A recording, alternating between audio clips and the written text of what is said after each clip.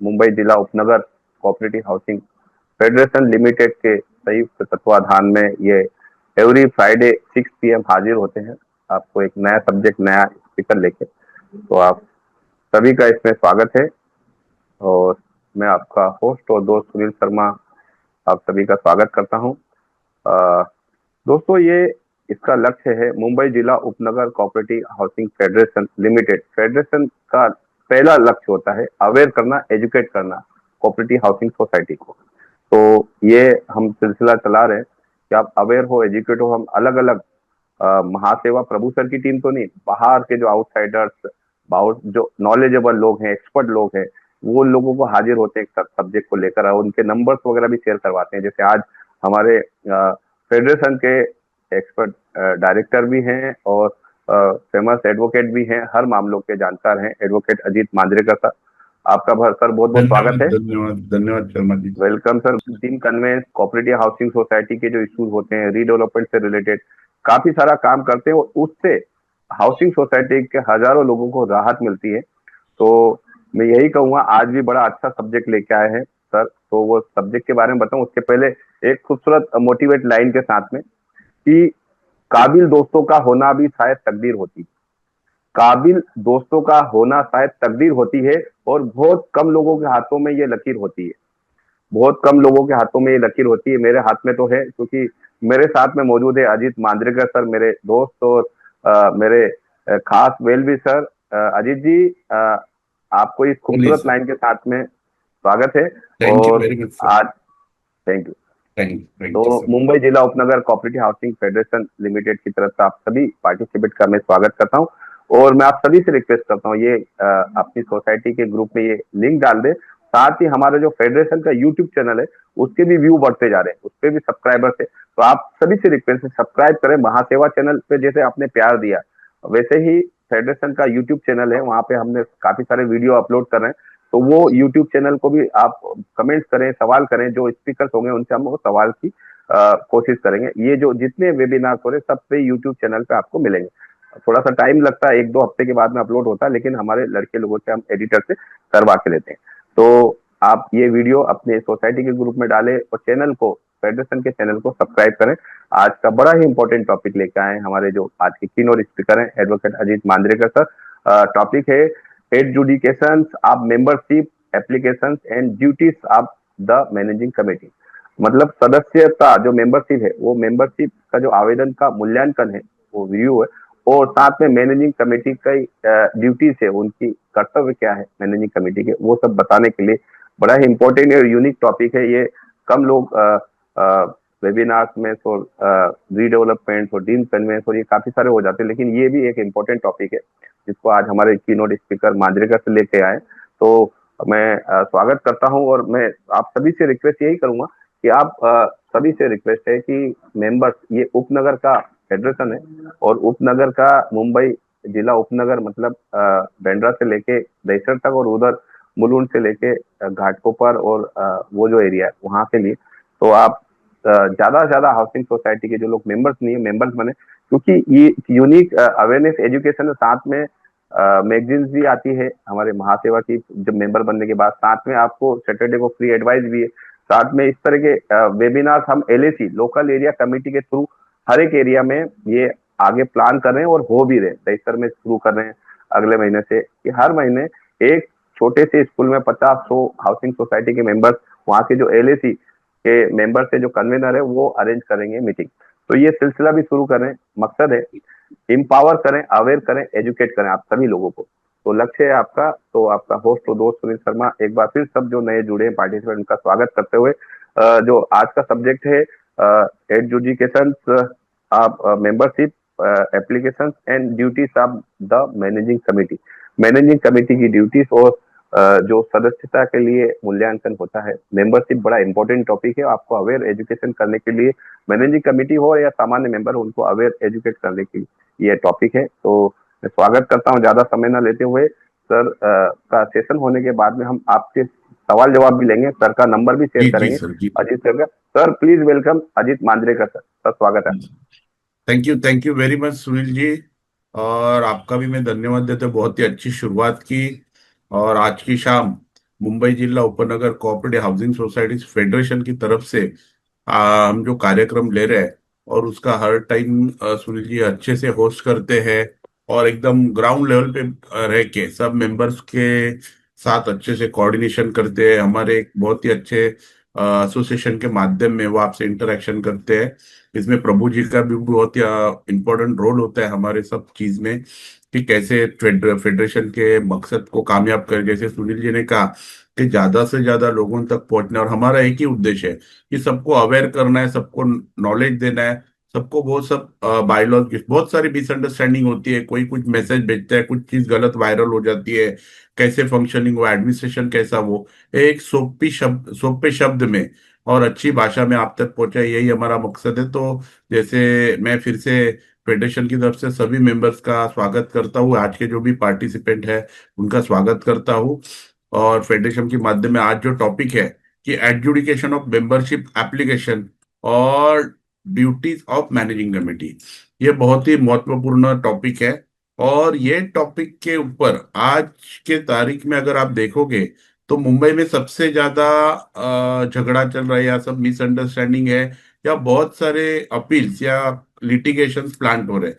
तो इसमें बहुत बार हमारा जो उद्देश्य होता है जिला उपनगर फेडरेशन, मुंबई जिला उपनगर फेडरेशन का, कि क्या होता है कि हर सोसाइटी के उसके ऑफिस बेरर को इसकी सही में जानकारी दी जाए, कि वो जानकारी ऐसे होनी चाहिए कि उनको आगे उनके काम करने में या कोई भी उनके ऊपर ऐसा चीज नहीं आए कि गलती अगर मैनेजिंग कमेटी करती है तो बाकी मेंबर्स भी उसको टारगेट करते हैं। मैनेजिंग कमेटी का रोल बहुत ही न्यूट्रल और प्रॉपर होना चाहिए। इसलिए ये फेडरेशन में आज हम लोग ने ये टॉपिक लिया आज की वेबिनार में, कि हर एक मेंबर को, हर एक सोसाइटी के सभासद को भी इसमें अवेयरनेस होना चाहिए कि कैसे ये हमारा मेंबरशिप एप्लीकेशन आता है, तो हमको समझना है।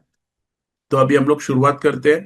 तो सबसे पहले अगर हम देखेंगे तो आपको ये समझना जरूरी है, एज अ मैं अभी बोल रहा हूँ जो ऑफिस बेरर की तरफ से, कि हमको ऑफिस बेरर सोसाइटी के, अगर जो हम मैनेजिंग कमेटी के ऑफिस बेरर है उनके लिए बहुत ही इंपॉर्टेंट है कि एडजुडिकेशन मतलब क्या, कोई भी एप्लीकेशन आता है तो सोसाइटी के माध्यम में उन ऑफिस बेरर्स को या उन इलेक्टेड बॉडी को, कमिटी को क्या क्या करना है। तो वो एक मैं एक बार बताऊंगा कि मैनेजिंग कमेटी को सबसे पहले समझना, सब मेंबर्स को समझना, पार्टिसिपेट करना कि मेंबरशिप मतलब क्या है। मेंबरशिप मतलब हमारी सोसाइटी की मेंबरशिप जो एमसीएस एक्ट के अंडर जो रजिस्टर्ड हुई है, उसमें जनरली मेंबर कौन होता है, एक फ्लैट के अगेंस्ट में वो मेंबर होता है। यानी अगर कोई मेंबर फ्लैट लेता है तो उसको मेंबरशिप का हक भी ऑटोमेटिकली मिल जाता है, और वही मेंबर्स की सोसाइटी होती है। तो समझना है कि मेंबर क्या होते हैं। तो रेगुलर मेंबर, एक प्राइमरी मेंबर जो बायलॉज में लिखा हुआ है, जिसमें जनरली ग्रांट मेंबरशिप जो ग्रांट होती है एज पर बायलॉज होती है, और वो पूरे ओनर के साथ साथ मेंबर भी होते हैं, उनका एक खुद का फ्लैट होता है। और वो मेंबर को, हर एक मेंबर को जो अग्रीमेंट पे नाम लिखा हुआ होता है उसमें से कोई भी एक मेंबर को वोटिंग राइट्स भी रहते हैं उसमें। तो वोटिंग राइट भी उनमें आते हैं मेंबर्स के साथ।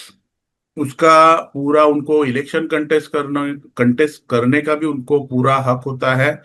उसमें आप जनरल बॉडी में अटेंड कर सकते हैं, आपके स्पेशल जनरल बॉडी में अटेंड कर सकते हैं। He can actively participate in the all managerial affair of the society.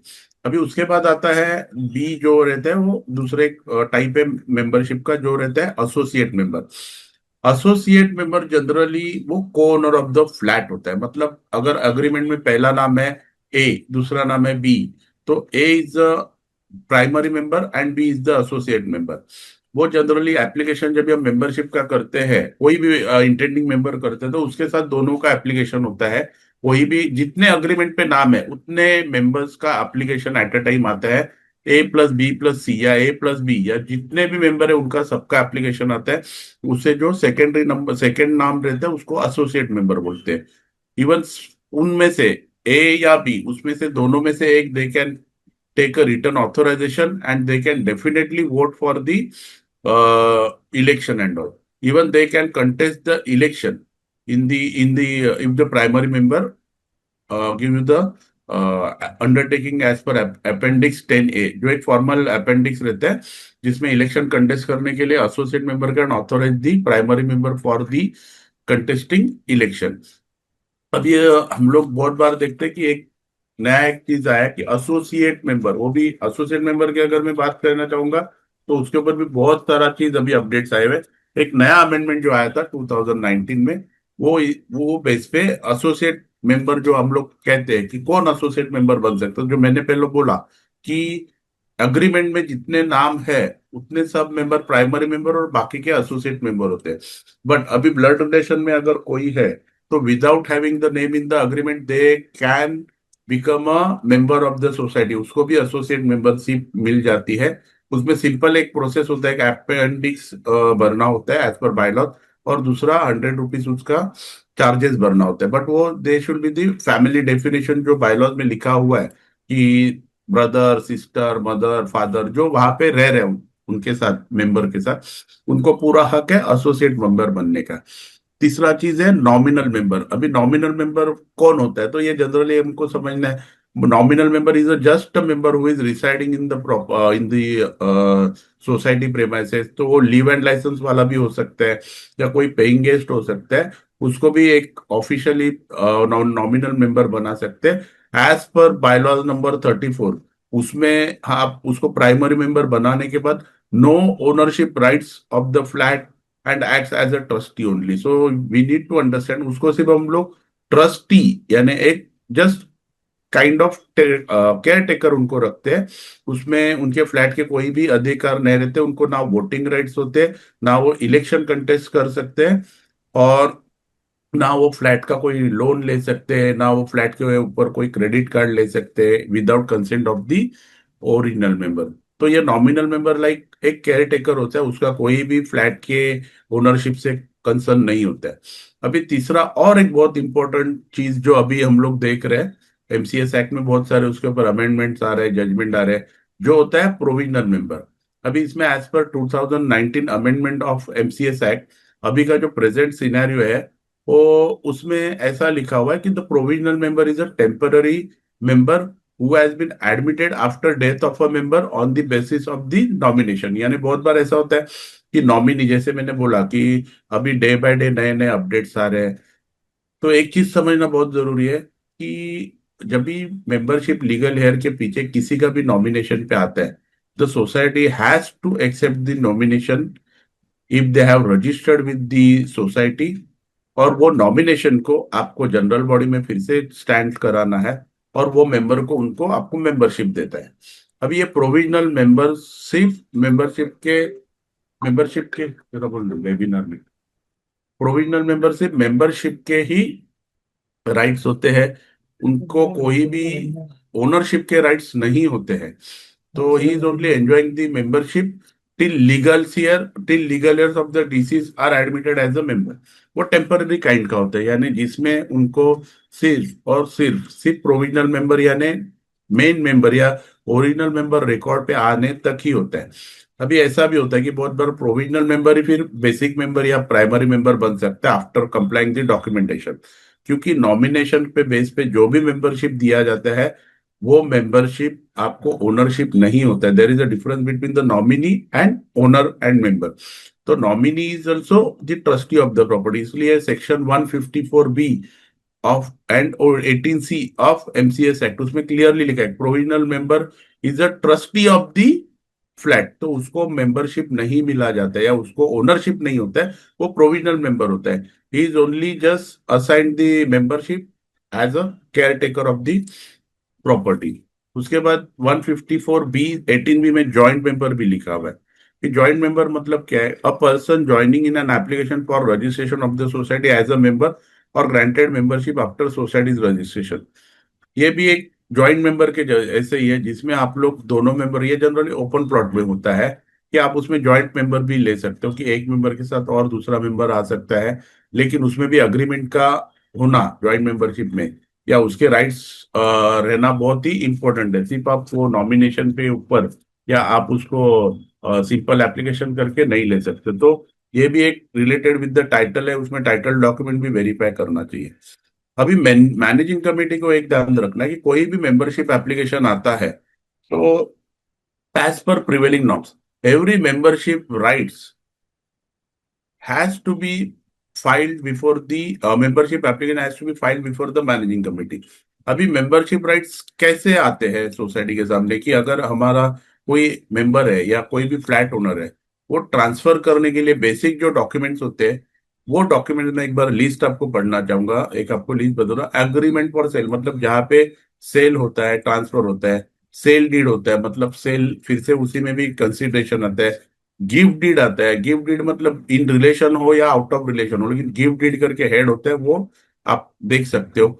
Release deed होता है जहाँ पे लीगल जो मेन मेंबर है या प्राइमरी मेंबर के एक्सपायर होने के बाद उसके लीगल हेयर्स रहते हैं, वो अंडरस्टैंडिंग करके एक डॉक्यूमेंट बनाते हैं, उसको रिलीज डीड कहते हैं। उसके बाद ट्रांसफर डीड होता है कि बहुत बार कंपनीज रहती है, पार्टनरशिप फर्म रहता है, या कोई भी पब्लिक लिमिटेड कंपनी के कोई प्रॉपर्टी रहती है सोसाइटी में, तो वो उनके इंटरनल ट्रांसफर के लिए ट्रांसफर डीड बनाते हैं। उसके बाद में क्लेमेंट एप्लीकेशन भी होता है, जो लीगल हेयर्स बनाते हैं other legal heir to just claim the provisional membership. बहुत बार एफिडेविट पे भी मेंबरशिप दिया जाता है, तो वो एक होता है। विल होता है। विल के लिए प्रोबेट बहुत बहुत जरूरी है। विदाउट प्रोबेट आपका विल वो एडमिट नहीं हो सकता, क्योंकि विल का ऑथेंटिकेशन जो होता है उसको प्रोबेट कहते हैं। कि विल अगर आप सिर्फ रजिस्टर्ड करके भी दे लेते हो और आप प्रेजेंट करते हो बिफोर द सोसाइटी, तो सोसाइटी सिर्फ विल के बेस पे मेंबरशिप नहीं दे सकती है। उसके बाद सक्सेशन सर्टिफिकेट है, लीगल हायर सर्टिफिकेट है, अलॉटमेंट लेटर जो एसआरए का होता है या म्हाडा का रहता है, उसके ऊपर भी आपको मेंबरशिप मिल सकती है। नहीं मिली रहेगी तो वो एसआरए, म्हाडा और एमएमआरडीए, इसका थोड़ा सा मेंबरशिप क्राइटेरिया सोसाइटी के लिए अलग है, उसका हम अलग से सेमिनार लेंगे। But I am just informing all the members या ऑल द पार्टिसिपेंट कि हर एक चीज का अलग अलग ये है बेस होता है मेंबरशिप का। तो अलॉटमेंट लेटर भी अभी कंपलसरीली रजिस्टर्ड होना जरूरी है, या उसका ट्रांसफर डीड बनता है, उस पर भी स्टैंप ड्यूटी दिया जाता है। पहले वो नहीं था, पहले सिर्फ अलॉटमेंट करते थे और मेंबर्स को अलॉट हो जाता था। तो अभी उसके ऊपर भी रजिस्ट्रेशन कंपलसरी है। अभी लीगल प्रोविजन टू प्रिस्क्राइब, अभी जनरली आपको देखना है, ये जब भी चीज हमारे पास आता है मैनेजिंग कमेटी के पास, तो ये डॉक्यूमेंट जो मैंने अभी जो लिस्ट आपके सामने बताई, वो लीज के बेस पे मैनेजिंग कमेटी को स्क्रूटिनी करना है। अगर उन्होंने फॉर एग्जाम्पल सेल डीड किया हुआ है, तो सेल डीड के साथ हमको ये देखना है कि बाबा हमारा एग्जिस्टिंग मेंबर कौन है, हमारा एग्जिस्टिंग मेंबर का नाम क्या है, वो अग्रीमेंट फॉर सेल के ऊपर नाम क्या है, उसका फ्लैट नंबर का स्पेसिफिकेशन आपको देखना है, उसने डाला हुआ या उसने इनकॉर्पोरेट किया हुआ वो अग्रीमेंट में, वो एरिया वेरीफाई करना है, बिल्डिंग का नाम, सीटीएस नंबर, वो वेरीफाई करना है। उसके बाद में as per bylaws of the society there are several forms है। फॉर्म 20, 21, 23, ऐसे बहुत सारे फॉर्म रहते हैं, 7 से 8 फॉर्म्स रहते हैं। वो एक स्टैंडर्ड सेट हमारे फेडरेशन में भी मिलता है। वो सेट आपको साइन होना जरूरी है, सेलर और परचेसर का, और हमारे सोसाइटी में वो प्रेजेंट हो जाता है। अभी वो प्रेजेंट होने के बाद हमको जो देखना रहता है कि बहुत सारे बार हम लोग सोसाइटी क्या करते हैं कि सोसाइटी के ड्यूज कभी देखते कभी नहीं देखते। तो एक बहुत इंपॉर्टेंट चीज समझना जरूरी है सोसाइटी के बेस पे, कि आपको कोई भी ऐसा एप्लीकेशन आता है तो दो चीज देखेंगे। पहला चीज कि वो फ्लैट के ऊपर कोई भी ड्यूज या मेंटेनेंस पेंडिंग है या नहीं है। अगर पेंडिंग है तो you can always intimate to the concern member कि आपका इतना मेंटेनेंस ड्यू बाकी है, या इतना जो भी उसके अगेंस्ट में कोई भी लेवल के अगर ड्यूज बाकी है तो आपको वो क्लियर करना जरूरी है। एक चीज सभी पार्टिसिपेंट्स को मैं बोलना चाहूंगा कि बहुत बार ऐसा होता है हम एनओसी दे देते हैं, उसका मॉर्गेज परमिशन देते हैं, और नए मेंबर को बोलते हैं अरे उसका ड्यूज बाकी था। तो एक चीज समझिए, जो नया मेंबर आने वाला है उस वो अग्रीमेंट में क्लियरली लिख के आता है कि आज तक का लाइबिलिटी मेंबरशिप का जो भी मैंने एग्रीमेंट करने तक की लाइबिलिटी वो एग्जिस्टिंग मेंबर या पहले मेंबर की रहती है। तो वो डिस्प्यूट में बहुत ही तकलीफ हो जाता है आप सभी मेंबर्स को, मैनेजिंग कमेटी को। फिर जनरल बॉडी में भी ये विषय आ जाता है कि आपने मेंबरशिप देने के टाइम पे ये नहीं देखा है, तो मैनेजिंग कमेटी की गलती है। तो आपको ये बहुत ही गौर करना है कि कोई भी लेवल पे अगर आपको एनओसी इशू करनी है, तो बिफोर वेरीफाइंग द आउटस्टैंडिंग, दूसरा चीज रहता है आपको मॉर्गेज परमिशन अगर एग्जिस्टिंग कमिटी ने या पहले के कमिटी ने, आज के कमिटी ने सोसाइटी रिकॉर्ड में दी होगी, तो आपको उसका भी उल्लेख करना बहुत जरूरी है। क्योंकि बहुत बार नया फ्लैट ओनर रहता है, जो लेने वाले रहते हैं फ्लैट ओनर, उनका भी इनको भी लोन लेना रहता है। तो एग्जिस्टिंग फ्लैट के एनओसी के ऊपर आपको ऐसे लिख के देना है कि we don't have any objection to sell that so and so property subject to existing bank encumbrances of so and so. मतलब आपको बैंक के कितने, कौन से बैंक के एनकम्बरेंसेस वो लिख के देना है। आपको कितना अमाउंट ड्यू है उससे लेना देना नहीं है। वो बैंक का अगर 10 रुपए भी ड्यू है तो भी आपके मेंबर्स को या आपके सोसाइटी को ये लिख के देना जरूरी है कि इसके ऊपर ये बैंक के इनकम्बरेंसेस है, आपने लीन मार्क किया हुआ है। क्योंकि जब भी आप ये नहीं लिखते हो तो मैनेजिंग कमेटी उसमें गलत हो जाती है। मैनेजिंग कमेटी की वो गलती है बड़ी कि आप कोई भी इनकम्बरेंसेस होते हुए भी आप क्लियर एनओसी देते हो। तो एक चीज सबको मेंबर्स को ध्यान देना जरूरी है, कभी भी ट्रांसफर में अगर आप एनओसी देते हो यू हैव टू मेंशन कि यू डोंट हैव इनकम्बरेंसेस है या फ्री फ्रॉम, वो ऐसे फ्री रहेगा। अगर उसके ऊपर मॉर्गेज नहीं रहेगा तो कुछ लिखने की आवश्यकता नहीं है। बट अगर उस पे आप देखोगे इनकम्बरेंसेस है तो आपको लिखना है। और अभी रिसेंटली हमको जो अग्रीमेंट्स, जब भी हम सेल परचेस अग्रीमेंट कर रहे हैं, ट्रांसफर के डॉक्यूमेंट बनाते हैं, सोसाइटीज को बहुत सारे ओपिनियन देते हैं, तभी एक अहम मुद्दा हमारे सामने आ रहा है, वो है असेसमेंट टैक्स। तो ये चीज भी आपको एक बहुत जरूरी है और सबको समझना इसलिए जरूरी है कि असेसमेंट टैक्स अभी ऐसे हिसाब से आ रहा है कि पहले कॉमन था, अभी इंडिविजुअल आ रहा है। 500 स्क्वायर फीट का एक क्राइटेरिया है कि जो 500 स्क्वायर फीट के ऊपर के फ्लैट्स को एप्लीकेबल है, 500 स्क्वायर फीट के नीचे के फ्लैट को एप्लीकेबल नहीं है। अभी बहुत बार कॉर्पोरेशन क्या कर रही है कि आपको रैंडमली बिल इशू कर रही है, कोई ड्यूज है वो सोसाइटी के अकाउंट में डाल रही है, कोई आपका कुछ अनड्यूज लिखवा रही है, कोई बैलेंस बता रही है। तो आप हमेशा ड्यूज दोगे, आपके सोसाइटी के रिकॉर्ड में कहीं पर भी लिखा हुआ है असेसमेंट टैक्स का ड्यूज है, आप वेरीफाई कीजिए। क्योंकि वो इंडिविजुअल टैक्स का जो अगर रहेगा और आपने आज नो ड्यूज देते और वो टैक्स अगर डेफिसिट रहेगा तो वो फिर अल्टीमेटली रिस्पॉन्सिबिलिटी मैनेजिंग कमेटी आएगी, मैनेजिंग कमेटी की आएगी। तो फिर उसमें और डिस्प्यूट होगा कि आपने एनओसी दी थी और अभी आप हमको ड्यूज बता रहे हो। तो इंडिविजुअल टैक्स है या आपका कॉमन टैक्स है, वो फ्लैट का स्टेटस देखना बहुत जरूरी है। क्योंकि अभी हम लोग ऐसे केसेस देख रहे हैं कि अग्रीमेंट होने के बाद, मेंबरशिप एप्लीकेशन भी अलाउ होने के बाद, 2 महीने बाद, 4 महीने बाद, 6 महीने बाद जनरली जब भी बिल आता है असेसमेंट टैक्स का, वो टाइम पे फिर हमको समझ में आता है अरे ये फ्लैट का बाकी है। या परचेसर भी बोलते हैं अरे ये जूना बाकी था, हमको सोसाइटी ने एनओसी दिया था। तो ये सब चीज आपको गौर करना है कि आपको कैसे देना है अ, उसका एनओसी। वो एनओसी बहुत इंपॉर्टेंट है क्योंकि आप एनओसी देने के बाद वो राइटिंग में रहेगी, वो रिकॉर्ड पे रहेगी। अगर कुछ डिस्प्यूट होता है तो वो बेस के ऊपर सोसाइटी को भी तकलीफ होगा या कोई इंटेंडिंग मेंबर होगा उसको भी तकलीफ होगा। तो I am just neutrally presenting the fact कि ये एनओसी लेने वाले को भी और देने वालों की बहुत ही सावधानी से देनी है। इसमें कोई भी आपको ओवरलुक करके दोगे तो अल्टीमेटली बुमरैंग होकर कमिटी पे आ जाएगा। अभी बहुत बार क्या होता है कि एक चीज समझना जरूरी है कि मेंबरशिप का जो हम लोग देखते हैं, adjudication of membership managing committee क्या करती है, तो उसमें जनरली टू बहुत ही इंपॉर्टेंट प्रोविजंस आते हैं।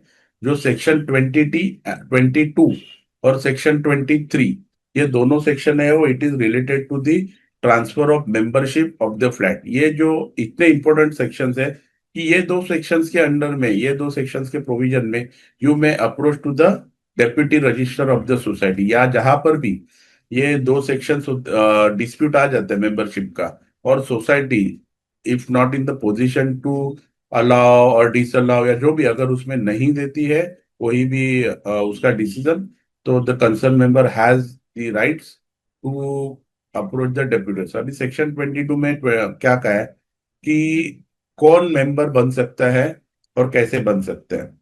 तो मैंने ऑलरेडी बोला जिसके पास रजिस्टर्ड एग्रीमेंट है वो तो आपका प्रेजेंट करके बन सकता है, उसमें रिक्विजिट बायलॉज के फॉर्म बना सकते हैं।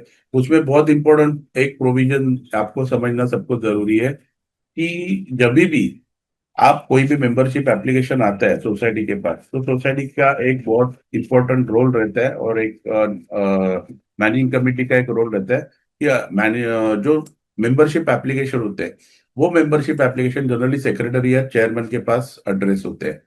Whenever they are acknowledging, whenever they are getting an application, तो कोई भी सोसाइटी के पदाधिकारियों को वो acknowledgement with date and stamp properly लिखना है कि आज मिल रहा है या कल मिल रहा है, डेट के साथ आपको लिखना बहुत ही जरूरी है। क्योंकि मैं इसलिए बोल रहा हूँ क्योंकि वही एक्ट में उसके प्रोविजन में ऐसा लिखा हुआ है, अगर आपको वो एप्लीकेशन विद इन 60 डेज आप उसका रिप्लाई नहीं करते हो, तो after 90 days that member will be consider as a deemed member of the society. तो वो तकलीफ हो सकती है। यानी आप एक्नॉलेजमेंट दोगे, वो डेट कौन सा होगा, वो कभी आप उसको इंटीमेट करोगे, वो सब चीज आपको रिकॉर्ड पे रखना जरूरी है। तो every member, every society office member has to sign with the date and stamp, कि आपको समझना चाहिए आपने कभी वो एक्सेप्ट किया है। वो डेट से आपको विद इन 60 डेज उसको समझ के मैनेजिंग कमेटी के मीटिंग में आपको प्रेजेंट करना है और उसको रिवर्ट करना है। अभी एक चीज थोड़ा सा मैं इसमें ट्विस्ट दूंगा कि अभी बहुत सारे इश्यूज आ रहे थे कि वो तो हम जनरल बॉडी में करते हैं, मैनेजिंग कमेटी को अधिकार नहीं है। तो ऐसा कुछ नहीं है। अभी प्रिवेलिंग नॉर्म्स के हिसाब से the managing committee has a full right to transfer, to accept the membership and to adjudicate the membership and to grant the membership. But they have to reconfirm and ratify the resolution of the managing committee pertaining to transfer of membership in the general body. तो आपको managing committee में वो present करना है, adjudicate करके उसका views देख के उसको रिप्लाई करना है, और वो सब चीज विद इन 60 डेज होनी ही चाहिए। अभी सेक्शन 22 क्या कहता है कि आप जब भी इंडिविजुअल मेंबर कोई भी देता है एप्लीकेशन, तो आपको उसका जवाब देना है 60 डेज में, अदरवाइज वो 90 डेज में हो जाएगा। अभी एक दूसरा सेक्शन जो है सेक्शन 23, उसमें ऐसा लिखा है कि सेक्शन 23 में कभी अपील आ जाता है कि हमने एप्लीकेशन तो की है, लेकिन एप्लीकेशन होने के बाद वो उसमें कोई खामियां है या उसमें कोई ना कोई ऑब्जेक्टिव इश्यूज है। तो वैसे सिनेरियो में the society have to reply that particular application in writing with the proper clause. मतलब आपको उसमें क्लॉज लिखना है कि क्या क्लॉज के बेस पे आप वो रिजेक्ट कर रहे हो एप्लीकेशन, या उसमें आपको क्या खामियां दिख रही है लीगली, वो आपको लिख के देना बहुत ही जरूरी है। क्योंकि वही बेस पे आपको फिर सामने वाले जो एप्लीकेंट रहेंगे वो उसका शो कॉज दे सकते हो या वो अपील कर सकते हो, क्योंकि उसमें जस्टिफिकेशन भी प्रॉपरली होना बहुत ही जरूरी होता है। और ये सब प्रोसेस के लिए एक बहुत ही इंपॉर्टेंट चीज रहता है, 90 डेज का एक टाइम फ्रेम होता है, वो आपको फॉलो करना है। Every member has to file understand the cycle of 90 days. क्योंकि हम जनरली क्या होता है, जो managing committee general body meeting रहती है वो अगस्त सितंबर ऐसे जनरली रहते हैं। तो हमको अगर दिसंबर में एप्लीकेशन है तो मैं 8 महीना नहीं रुक सकता हूँ, तो we have to adjudicate within 90 days. मतलब मैक्सिमम से मैक्सिमम 3 महीने में आपको वो चीज करना ही है। अगर आपको वो रिफ्यूजल भी देना है तो रिफ्यूजल के ऊपर भी आपको रिजेक्शन के ग्राउंड देने कि हम क्यों रिफ्यूज कर रहे हैं। अभी रिफ्यूज करने के भी जो बहुत सारे रीजन रहते हैं वो भी मैं आपको आगे बताऊंगा। हमारे पास अभी सिर्फ आई थिंक 30 मिनट बचे हैं, हम लोग लास्ट के 20 मिनट में हम लोग क्वेश्चनर लेंगे। तो मैं अभी आपको एक कंप्लीट थोड़ा स्पीड अप करके करता हूँ कि हमको मैनेजिंग कमेटी की क्या क्या ड्यूटीज होती है। वेनेवर हमको जैसे मैनेजिंग कमेटी में कोई भी एप्लीकेशन आता है तो हमको समझना है उसके ड्यूज कितने बाकी है, वो फ्लैट मॉर्गेज है या नहीं है, उसका असेसमेंट टैक्स का कुछ डेफिसिट है, कुछ पेंडिंग है, वो समझना है।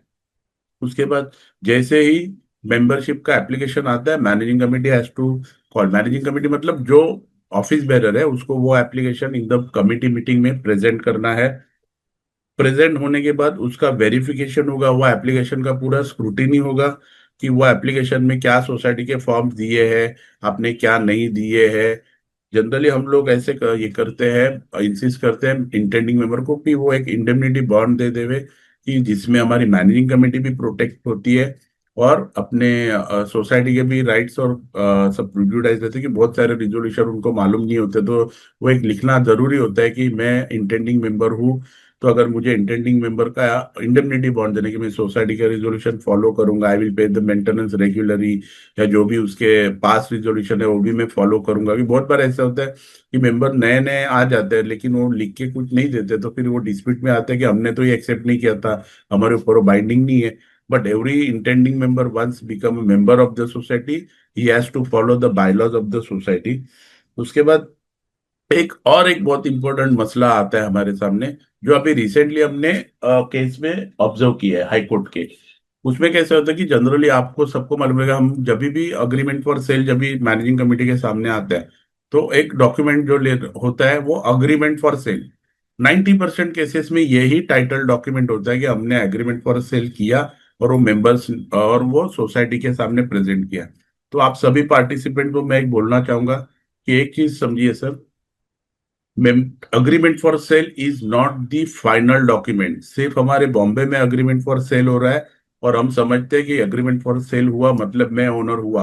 अग्रीमेंट फॉर सेल मतलब मैं अग्री कर रहा हूँ वो सेल करने के लिए। It is not the concluded document. उसका कंक्लूडेड डॉक्यूमेंट होता है सेल डीड, वो हम जनरली मुंबई में तो नहीं करते। If you are going to the Poona, new Bombay, तो वहां पे हमेशा एक अग्रीमेंट फॉर सेल और उसके बाद में सेल डीड होता है। तो इसलिए मुंबई में मैं स्पेसिफिकली बोल रहा हूँ, और हमारी फेडरेशन भी वो मुंबई डिस्ट्रिक्ट में ही काम कर रही है, इसलिए मैं सब पार्टिसिपेंट्स को बोलना चाहूंगा, अगर अग्रीमेंट फॉर सेल आपके पास डॉक्यूमेंट, मैनेजिंग कमेटी के पास आता है डॉक्यूमेंट, तो आपको ये समझना बहुत ही जरूरी है कि अग्रीमेंट फॉर सेल में जो लास्ट एक बैलेंस पेमेंट रहता है, फॉर एग्जाम्पल 50 लैक्स का अग्रीमेंट है, 50 लैक्स में लिखा हुआ है 20 लाख अभी दिया, 5 लाख 15 दिन के बाद दिया, और लास्ट ईएमआई बैंक से डिसबर्समेंट होने के बाद आपको एक लास्ट बैलेंस एक ये रहता है, पार्ट पेमेंट रहता है। तो वो बैलेंस पेमेंट होने के बाद ही आप मेंबरशिप अलाउ कर सकते हो, क्योंकि इसमें एक चीज समझना इसलिए जरूरी है, जब तक आपका पेमेंट बायर और सेलर और परचेसर का नहीं होता है, तब तक मैनेजिंग कमेटी वो ट्रांसफर नहीं कर सकते, क्योंकि तब तक वो सेल ही कंक्लूड नहीं होता। तो एक चीज बहुत इंपॉर्टेंट है कि जब तक आपका सेल ट्रांसफर नहीं, प्राइम बेसिकली जो कंसिडरेशन लिखा नहीं होता, तब तक आप वो नहीं कर सकते। आपको फाइनल पेमेंट का रिसीट लेना ही है। अगर अदरवाइज बाद में कभी इश्यूज हो जाते हैं तो फिर से सोसाइटी के सामने आ जाता है। फिर अभी बहुत बार सोसाइटी घाई क्या करते हैं कि जैसे ही हमको एप्लीकेशन आता है उसका प्रीमियम लो, उसका मेंबरशिप एप्लीकेशन लो और डिपॉजिट करो। तो मैं आप सभी पार्टिसिपेंट को बोलता हूँ, कोई भी एप्लीकेशन आने के बाद आप ट्रांसफर फीस और ट्रांसफर प्रीमियम कभी भी लेने की घाई मत कीजिए।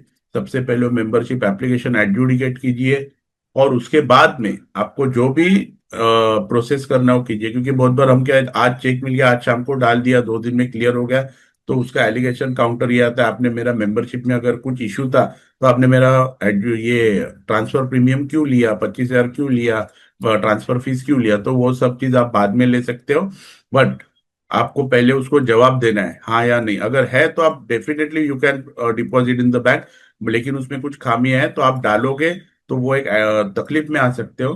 तो इसके लिए आप जो भी ट्रांसफर फीस है एक बार एडजुडिकेशन होने के बाद ही डाल देना। उसके बाद बहुत इंपॉर्टेंट चीज एक सबको समझना है, गिफ्ट डीड, रिलीज डीड में अगर ब्लड रिलेशन में हो तो आपको ट्रांसफर फीस लेने की अनुमति नहीं है। बायलॉज में क्लियरली लिखा है द ट्रांसफर प्रीमियम जो 25,000 हम लोग जनरली लेते हैं, वो आपको लेने की आवश्यकता या जरूरत नहीं होती, वो लीगली वो अलाउ नहीं करते हैं। दूसरा चीज है, बहुत बार हम लोग देखते हैं कि पर्सनल लॉज इसमें इन्वॉल्व हो रहे हैं, क्योंकि अभी रिसेंटली हमने एक दो मैटर्स में ऐसे लिखा है कि मोमेडियन लॉ में लिखा है कि डिसोल्यूशन ऑफ मैरिज, हम लोग, हमारा काजी है या हमारा मौलाना एक सर्टिफिकेट देता है मस्जिद में कि मैरिज हैज बीन डिसॉल्व, तो वो सर्टिफिकेट भी इस पर नहीं चलता है।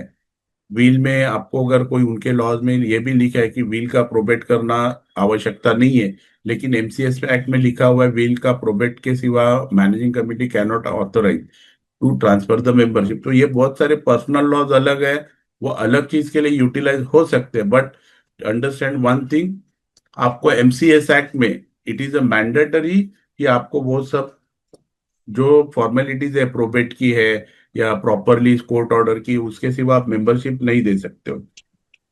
अभी बहुत बार ऐसा हम लोगों ने देखा हुआ है कि लीगल एयर आता है, कोई ना कोई एप्लीकेशन देता है और सोसाइटी बोलते अरे अभी हम लोग क्या करेंगे, इसका भी एप्लीकेशन है उसका भी एप्लीकेशन है। तो ये सब चीज में जब भी मेंबरशिप का एप्लीकेशन आता है तो सोसाइटी के ऑफिस बेरर को एक मेरी नम्र विनंती है, ऐसे कोई भी एप्लीकेशन को आप एक्नॉलेज करते हो तो ये एक बार आप कोई भी एक्सपर्ट से या एडवोकेट से बता दीजिए। क्योंकि अल्टीमेटली बहुत बार हम लोग क्या करते हैं, मैनेजिंग कमेटी लेती है, हमको मालूम है कि ये लड़का या ये बंदा उनका लड़का है या उसका डॉटर है या उसका सन है, और हम लोग को एंडोर्समेंट करते हैं। But understand one thing, the transfer of membership and transfer of ownership, अगर सोसाइटी के ऑफिस बेरर बिना को ही समझे ऐसे ही कुछ भावनिक होके या अच्छे रिलेशन मेंटेन करने जाते हैं या कोई गुड फिट में कर देते हैं, it is the criminal offence, it is the tampering of title of the property. So आप सभी लोगों को एक समझना जरूरी है, कोई भी आप अगर शेयर सर्टिफिकेट पे छेड़छाड़ करते हो, नाम ट्रांसफर करते हो विदाउट प्रॉपर डॉक्यूमेंटेशन, क्योंकि आपको ऐसा समझना है एवरी एंडोर्समेंट उसका ऑथेंटिकेशन होता है, उसको डॉक्यूमेंट्री एविडेंस लगता है। इवन ये ऑडिट में भी देखा जाता है, इंस्पेक्शन होता है 89A में, जब भी डेप्यूटी सर कोई चीज में लगाता है तो उसको पूरे वो डॉक्यूमेंटेशन का वेरीफाई करने की हक होते हैं। और उसमें अगर कुछ खामियां दिखती है तो that will be the personal liability, it may be the criminal liability of the office bearer. ये भी आपको समझना बहुत जरूरी है। हम लोग जनरली बोलते हैं अरे उसने हमें बोला था, मैं ही लड़का हुआ, मुझे नहीं मालूम था उनकी लड़की की शादी हुई है, उसने क्लेम किया है, हम क्या करें। तो ये सब चीज आपको समझना जरूरी है। लीगल एयर के केस में तो आपको पूरा स्टडी किए बिगर ट्रांसफर नहीं करना है, उसके बाद ही करना है। विल है तो प्रोबेट लेके आए। अगर सिर्फ लड़का ही बोल रहा है मैं अकेला हूँ, या लड़की बोल रही है मैं, तो लीगल एयर सर्टिफिकेट लेके आए। अगर फैमिली रिलेशन में उनका कुछ सेटलमेंट भी हुआ है, रिलीज डेट भी हुआ है, तो वो भी आपको डॉक्यूमेंटेशन करके लीगल एयर सर्टिफिकेट लेके ही आना चाहिए। जनरली हम लोग मिस्टेक क्या होता है मैनेजिंग कमेटी का लेते वक्त, हम लोग एक्नॉलेजमेंट नहीं करते, तो ऑटोमेटिकली टाइम जाता है। उसके बाद में हम लोग क्या करते हैं वो मेंबर्स के ही लेवल पे, हाँ मुझे लग रहा है सही है करके मैं उसको अलाउ कर रहा हूँ, तो ये भी मत कीजिए, उसका लीगल वेटिंग कीजिए। उसके बाद बहुत हमने एक बहुत इंपॉर्टेंट मिस्टेक जो जनरल सोसाइटी में देखी है, हमको एप्लीकेशन आता है, हम मेंटेनेंस बिल बदल देते हैं, अरे जाने दो ना, वो आदमी मेंटेनेंस दे रहे हैं तो उसके नाम से मेंटेनेंस में दे दूं। तो ये चीज भी बहुत इंपॉर्टेंट है, अगर आप मेंटेनेंस दे देते हो उसके नाम से, तो it is a kind of transfer of membership. उसमें फिर आप ये नहीं बोल सकते हो मैंने शेयर सर्टिफिकेट ट्रांसफर नहीं किया। मेंटेनेंस सिर्फ मेंबर्स के ही नाम पे दिया जाता है। तो मेंबर के नाम का मेंटेनेंस बिल मतलब आप इनडायरेक्टली वो ट्रांसफर करके दे रहे हो, भले आप शेयर सर्टिफिकेट नहीं ट्रांसफर करके दे रहे हो। उसके बाद में अगर आपको अगर रुकना ही है कोई भी मेंबरशिप के इश्यूज में, तो आपको ये एक चीज समझना जरूरी है कि मेंबरशिप का अगर किसी का डायरेक्शन होगा, कोर्ट का कोई भी अथॉरिटी का, then only you are authorise to stop और withhold the membership. Otherwise membership आपको विदहोल्ड करने का हक नहीं है। अभी रेमेडीज क्या होती है, जब भी हम लोग कोई भी मेंबर्स को या इंटेंडिंग मेंबर्स को हो या सोसाइटी को हो, कि एक बार रजिस्टर्ड होने के आपको जैसे ही मेंबरशिप एप्लीकेशन जाता है, आपको उसका एक्नॉलेजमेंट देना है। और आपको है डिपॉजिट, आपका जो ट्रांसफर फीस है, सोसाइटीज के फॉर्म्स है वो वेरीफाई कीजिए, उसका मॉर्गेज परमिशन है, असेसमेंट टैक्स है वो देखिए, और आप उसको एक्नॉलेज करके साइन करके दे दीजिए। अभी दूसरा, हम लोग जनरली एक बार बोलते हैं कि एक ओपिनियन लीगल आप ले सकते हो जिसमें आपकी सोसाइटी सिक्योर्ड होती है, क्योंकि बहुत ये इश्यूज रहते हैं। तो एक कॉमन मैन को, लेमैन को नहीं समझते कि कौन से बायलॉज के फॉर्म कम है। अगर एक 75 लाख के ऊपर का अगर फ्लैट है, तो और एक फाइल बायलॉज एक फॉर्म आया हुआ है बायलॉज में, तो वो भी लेना एक मैंडेटरी है। लेकिन हम वो नहीं ध्यान देते, तो वही भी एक समझना जरूरी है।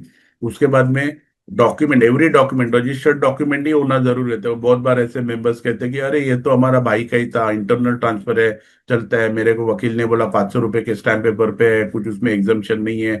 एक चीज समझिए, as per Indian registration act, 100 rupees के ऊपर कोई भी प्रॉपर्टी हो तो आपको रजिस्ट्रेशन कंपलसरी है। वो गिफ्ट डीड हो, सेल डीड हो, कुछ भी हो, आपको उसमें कोई भी ऑप्शन नहीं है। उसके बाद में अगर आपका मेंबर का, एग्जिस्टिंग मेंबर का लोन है, तो वो लोन का इनकम्बरेंसेस मेंशन करो वो एनओसी पे, या फिर उसका एनओसी या नो ड्यू सर्टिफिकेट लेके आना मैंडेटरी। अदरवाइज वो मेंबर बोलते हैं नहीं मैंने वो क्लियर कर दिया, हमको बैंक ने बोला है वो हो गया क्लियर, बैंक का 10 रुपया भी है, आपको वो ड्यूज रिफ्लेक्ट करने ही है एनओसी पे। एट द मोस्ट हम तो ऐसा करते हैं कि अगर लीगल एयर का कोई एप्लीकेशन भी आता है, तो you can always give the public notice society को at cost of the member, intending member या लीगल एयर के बेस पे आप एक पब्लिक नोटिस दे सकते हो। उसके बाद एवरी एप्लीकेशन आपको 60 डेज में उसका एडजुडिकेशन करना ही है, और आपको उसके ऊपर आपको रिप्लाई भी करना है। अभी जैसे ही ये सब चीज रजिस्टर में कंप्लेंट हो जाती है, तो ये कंप्लेंट भी बहुत ही एक शर्मनाक हो जाता है कि सोसाइटी की मैनेजिंग कमेटी क्या कर रही थी, ऐसे गलत सलत एनओसी जाती है आपका। बहुत बार आपने ये इनकम्बरेंसेस देखे हुए नहीं रहते, फिर बैंक का कभी ऑब्जेक्शन आता है, नए मेंबर का बैंक लोन रिजेक्ट हो जाता है, फिर वो भी मैनेजिंग कमेटी पे करते हैं। तो मैनेजिंग कमेटी का रोल इतना वाइटल है कि आपको कोई भी चीज अगर देखना है, तो अगर रजिस्ट्रार के पास जाता है तो आपको भी वो सब डॉक्यूमेंट्री एविडेंस होना जरूरी है। अगर उसका लोन है तो लोन क्लियरेंस होना चाहिए, अगर है तो आपने एनओसी दिया उसकी कॉपी भी प्रॉपरली फाइल्ड होनी चाहिए। नए मेंबर को भी लोन लेना है तो उसके एनओसी में, इनिशियल एनओसी में वो इनकम्बरेंसेस रिकॉर्ड किए जाने जरूरी है, क्योंकि हमेशा लेने वाला मेंबर यही बोलता है कि मैं जो फ्लैट ले रहा हूँ वो भी लोन पे, मेरी बैंक डायरेक्टली वो बैंक को पैसे भरने वाली है। तो ये सिचुएशन में भी आपको एक समझना जरूरी है, आपको वो एनओसी में एनकम्बरेंसेस रिकॉर्ड करने हैं। और after you receiving the no due certificate from the पर सेलर्स बैंक, आपको फिर फाइनल एनओसी देना है। तो आप एक चीज समझिए, आपको ब्लाइंडली कोई भी एनओसी नहीं देना है। तो ये एक जनरल अवेयरनेस में करना चाहता था, और ये एक बेसिक आपको बता दिया जी thank you very much Ajit sir, thank you बहुत अच्छे से इजी लेमेन की लैंग्वेज में, जो हमारे हाउसिंग सोसाइटी में लेमेन है सर। उनकी लैंग्वेज में आपने समझा, अंडरस्टूड हुए जी काफी जी सारे सर लोग। जी। जी तो सर। सवाल जवाब हम ले लेते हैं। जी। सवाल है, read news about probate produce being remove, please explain या कमेंट। हाँ सर, ये सवाल बहुत ही, हमने भी इसके ऊपर, इसमें एक थोड़ा अमेंडमेंट भी आया हुआ है। ये अमेंडमेंट जो आया हुआ है अभी रिसेंटली आया, December 21 को आया 2025 में। इसमें क्लियरली मेंशन किया हुआ है कि प्रोबेट या लेटर ऑफ एडमिनिस्ट्रेशन रिमूव किया गया है। मैं फिर से कहना चाहूंगा कि ये भले ये रिमूव किया, लेकिन एमसीएस एक्ट में अभी भी हमारे बायलॉज में ये प्रोविजन लिखा हुआ है कि प्रोबेट इज मैंडेटरी। सब देखिए, प्रोबेट का मतलब क्या है कि विल का ऑथेंटिकेशन होता है। कोई भी विल होता है, मेरे पिताजी का विल था, मैं लेके आया, मैंने बोला ये विल के बेस पे आप ट्रांसफर करो। अभी मेरे भाई आए, उन्होंने ऑब्जेक्शन लिया कि भाई ये गलत विल था, ये इन्होंने गलत विल बनाया था, मेरे पिताजी को गलत बोल के साइन किया था। तो ये सब डिस्प्यूट में फिर सोसाइटीज पार्टी हो जाती है, और सोसाइटी के ऊपर भी एलिगेशन हो जाते हैं। तो इसलिए हम हमेशा बोलते हैं कि कोई भी विल का प्रोबेट के बिना आपको ट्रांसफर नहीं करना है, और नहीं करना है, ये क्लियर है। इसमें कोई भी एक्ट रिपील नहीं किया हुआ है, क्योंकि वो बाद में जो डिस्प्यूट होते हैं वो डिस्प्यूट फिर सोसाइटी के ऊपर आते हैं, और ऑफिस बेरर को उसका जवाब देना बहुत ही मुश्किल हो जाता in sir, in case joint member therefore pay interest fees 100 और 200, प्लीज एक्सप्लेन। है। सर क्या होता है, मेंबरशिप का जो क्राइटेरिया है, every member has the entrance fee clearly लिखा हुआ है, 100 रुपीज, 100 रुपया प्रति सभासद। यस। एक ओरिजिनल मेंबर है, मेरे नाम पे फ्लैट है, मैंने 100 रुपया मेंबरशिप फीस दी, एंट्रेंस फीस दी। अगर हम 3 भाई है, तीनों भाई ने फ्लैट लिया हुआ है, तो 100 × 3। 2 भाई ने लिया है या हस्बैंड वाइफ ने लिया है, 100 × जितने मेंबर है उतना आपको एंट्रेंस फी भरना है। ये क्लियर बायलॉज में लिखा हुआ है। If a person expire without making will and nomination, then will probate be compulsory? Sir देखिए, प्रोबेट जो कंपलसरी होता है, जो मैं बोल रहा हूँ, प्रोबेट ये विल का होता है। अगर नॉमिनेशन नहीं है तो वो लीगल हेयर सर्टिफिकेट ले सकता है, उसमें प्रोबेट का मतलब नहीं है, क्योंकि प्रोबेट हमेशा विल का होता है। लीगल हेयर सर्टिफिकेट जो होता है वो एक वारिस का होता है, तो वारिस ले सकते हैं वो लीगल हेयर सर्टिफिकेट। अगर उनके पास विल है तो विल का प्रोबेट हो सकता है, लेकिन विदाउट विल आपका प्रोबेट नहीं होने वाला है। एक्चुअली एक Yes. सोसाइटी में बिल्डर ने पोजीशन दिया नहीं है, एग्रीमेंट बनाया। ड्यू जी टू सम बेसिक फैसिलिटी उन्होंने अभी अवेल नहीं की, तो परचेसर ने अभी तक पोजीशन नहीं लिया हुआ है। तो जी मेरा जी। फर्स्ट क्वेश्चन था कि on the basis of agreement, जो सिर्फ एग्रीमेंट बना है उसके बेसिस पे क्या हम मेंबर बना सकते हैं? उन्होंने फॉर्म ए भी साइन नहीं किया at the time of registration, तो एज अ किसने? प्रमोटर भी वो नहीं है। तो सिर्फ एक एग्रीमेंट के बेस पे क्या हम उनको सोसाइटी मेंबर बना सकती है सर? किसको बनाने का बोल रहे हो आप, यानी नए जो मेंबर को मेंबर, जो बना? परचेसर है जिसने सर अभी तक नए पोजीशन बिल्डिंग नहीं में लिया कोई, हुआ है। हाँ, नए मेंबर को जो भी अग्रीमेंट बनने के बाद उनको पूरा हक होता है कि वो मेंबरशिप ले सकते हैं, लेकिन सिर्फ उसमें एक चीज समझना जरूरी है, क्योंकि नए सोसाइटी में बहुत से, एक जो मैंने अभी भी एक जो रिसेंटली आपको बताया, उसका अगर अग्रीमेंट हुआ रहेगा तो आपको वो अग्रीमेंट के साथ साथ एक कॉपी लेनी है, और एक डेवलपर का या वो विकासक का एक लेटर लेना है कि kindly enrol the following member in your society. तो उससे हम क्या खत्म या एक कंफर्म हो सकता है कि उनके ड्यूज क्लियर हुए हैं, और उनको हमको मेंबरशिप देना है। जनरली नए बिल्डिंग में मेंबरशिप के लिए सिर्फ मेंबरशिप एप्लीकेशन होता है, सोसाइटी डेवलपर का एक एनओसी या इंटीमेशन रहता है, और एग्रीमेंट का कॉपी होता है। उसके सिवा आपको ऐसा कुछ स्पेशल वो सेल परचेस नहीं है, it is a free free sale होता है। तो रेरा में उसके सब कंप्लायंसेस होते हैं, इनफैक्ट उनके अग्रीमेंट भी लिखा होता है कि after formation of the society the purchaser will become member of the society. But उसके कुछ इश्यूज रहेंगे, कंप्लायंसेस रहेंगे, तो पूरे करने होंगे, लेकिन उसमें उसमें ऐसे एप्लीकेशन पे भी मेंबरशिप मिल सकता है, उसमें कोई खास प्रोविजन नहीं है। और डेवलपर का एनओसी या इंटीमेशन लेना बहुत जरूरी है, क्योंकि कल डेवलपर बोलते हैं मेरा कुछ ड्यूज बाकी है या कुछ भी उसके इशू रहेंगे, तो वो फिर इश्यूज सोसाइटी के ऊपर आ जाते। So that we are just requesting कि आपको अगर एप्लीकेशन करना है तो आप एक सोसाइटी का लेटर, डेवलपर का लेटर ले लीजिए, तो जो हिसाब से आपको मेंबरशिप देने में कोई दुविधा नहीं है। जी यूजेन का क्वेश्चन है, which categories of members can join committee as a co-option, can they join managing committee, office bearer बन सकते हैं? जी सर, ये बहुत ही इंपॉर्टेंट क्वेश्चन है। सर एनी मेंबर ज्वाइंट जो अग्रीमेंट पे नाम है, मेंबर हो ज्वाइंट मेंबर हो, वो बन सकता है। अबे नई प्रोविजन के हिसाब से even associate member can become a committee member, तो उसमें कोई दिक्कत नहीं है। नए बायलॉज के हिसाब से और नए अमेंडमेंट के हिसाब से दी member, associate member, joint member can become a committee member. उसमें कोऑप्शन में भी आ सकते हैं, इलेक्शन भी कंटेस्ट कर सकते हैं। They will have the full right to become a managing committee member, even the office bearer of the society. Yes. Next question is Madhav Thakur. In case of succession, if member is Muslim, which law is the applicable? Mostly personal or cooperative act?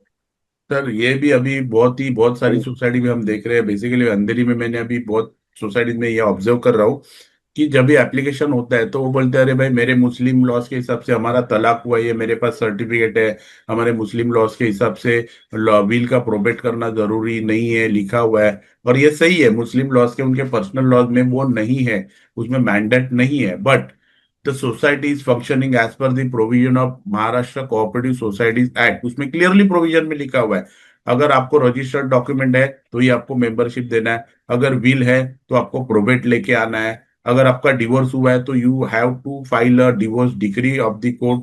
उसके सिवा MCS act आपको allow नहीं करते। अगर उनके personal issues है उसके personal laws में चलेगा, but if I am concerning with the managing committee as per bylaws of the society and as per Maharashtra cooperative societies act, तो उसमें मुझे कंपल्शन है, I don't have any other option. क्योंकि कल उठ के वो डिस्प्यूट होगा तो if they are going approaching before the cooperative court, high court, तो मुझे वही कहना है कि मैनेजिंग कमेटी को बायलॉज देखना है, मैनेजिंग कमेटी को एक्ट देखना है। yes, sir. That is the mandate, MCS act के हिसाब से हमको लगेगा ही। Yes, sir. Next question is, promoter are not enroll new buyers as a members. Promoter are the collecting maintenance charges without issuing bill, and तो इसके बारे में क्या कहें? सर ये जो क्वेरी है, I think mister please Bharat guide ने, करो। हाँ, अभी ये हाँ, क्वेरी है मेहता। नए सोसाइटी में, नए बिल्डिंग में, ये जनरल क्वेरी है और ये क्वेरी बहुत ही तकलीफ देने वाली है। प्रमोटर मतलब डेवलपर अपने मनमानी से वो सब मैनेज करते हैं, कोई बिल देता है, हाँ, कोई नहीं देता है, कोई नाम नहीं चेंज करता है, कोई बिल्डर के नाम से देता है। लेकिन इसमें हमारे पूरे मेंबर्स को भी एक सहयोग करना बहुत जरूरी है। आप मेंबर्स का अगर सोसाइटी बना हुआ है तो आपको इमीडिएटली उसका हैंड ओवर लेना है। हैंड ओवर लेके आपको खुद सोसाइटी चलानी, क्योंकि मेंबर्स भी ऐसे रहते हैं, ये हमने बहुत बार देखा कि बिल्डर्स के पास कोई सिर्फ पैसा अपना भर देते हैं और बोलते हैं आप ही मैनेज करो, आप ही चेक करो, आप ही सिक्योरिटी देखो, आप ही लिफ्ट देखो, ये बिल्डिंग नए है तो हमको क्या मालूम है, आपके वेंडर्स है। तो ऐसा नहीं, सोसाइटी के मेंबर्स को भी, जो वहां पे रहने वाले हैं, उनको भी इम्पोर्टेंट है उतना इनिशिएटिव लेके वो आगे आके आपको लेना है। क्योंकि देखिए अल्टीमेटली सोसाइटी जब भी फॉर्म होती है तो चीफ प्रमोटर मेंबर प्रमोटर होता है, मतलब डेवलपर होता है। अभी जब तक हम सामने से नहीं जाएंगे तो डेवलपर तो बहुत बहुत बहुत ऐसे कम डेवलपर रहते हैं कि खुद से वो जैसे ही फॉर्म होते हैं तो हैंड ओवर करते हैं। लेकिन बहुत सारे डेवलपर, उनका अनसोल्ड स्टॉक होता है या उनका कुछ एफएसआई कंज्यूम होना बाकी होता है या उनका कुछ थोड़ा पार्ट कंस्ट्रक्शन होता है, बहुत सारे रीजन से वो सोसाइटी हैंड ओवर नहीं करते। और जैसा जो सर ने बताया, भरत जी ने, कि ऐसे कुछ ना कुछ वो मेंटेनेंस लेते हैं, कुछ एब्जॉर्बेंट चार्ज लगाते हैं, उसका कुछ प्रॉपरली मैनेजमेंट नहीं होता है, तो ऐसे सब चीज में जो तकलीफ होती है उसके लिए एक ही सॉल्यूशन है, आप मेंबर्स को एक साथ आना है और सोसाइटी का हैंड ओवर लेना है। अगर वो नहीं देते हैं तो you have authority to approach the deputy sir. Deputy sir भी उधर एक मीटिंग लेके आपको हैंड ओवर करने का वहां पे वो लोग इंस्ट्रक्शन दे सकते हैं। क्योंकि एक प्रोविजन आपको बताऊंगा, once the society is form, आपको चीफ प्रमोटर को मैनेजिंग एक मीटिंग कॉल करनी होती है। वो मीटिंग के लिए 1 ईयर के लिए एक प्रोविजनल कमेटी बनती है। वो प्रोविजनल कमेटी को चार्ज लेके आपको चलाना होता है। लेकिन जनरली क्या होता है, वो कमेटी में कोई आता नहीं, और डेवलपर क्या करते हैं, फिर कोई आया नहीं बोल के वो चलाते रहते हैं। तो फर्स्ट ऑफ ऑल ये गलती, या ये जो भी चीज है, पहले हमारे मेंबर से शुरुआत होती है। हमारे मेंबर को वो मीटिंग में आना है, एक प्रोविजनल कमेटी बनाना है। उसके बाद में नेक्स्ट जो ईयर, 1 साल के बाद वो उसकी वैलिडिटी होती है, उसके बाद हमको उसका प्रॉपरली इलेक्शन कंडक्ट करके हमको आगे जाना होता है। आगे सर, क्वेश्चन है, does the second joint member in the share certificate also need to do a nomination process? अभी ये क्वेश्चन शायद ऐसा है कि फर्स्ट मेंबर के डेथ के बाद सेकंड मेंबर को नॉमिनेशन करना है या क्या है। तो उसका मैं एक सिंपल एग्जांपल देता हूँ।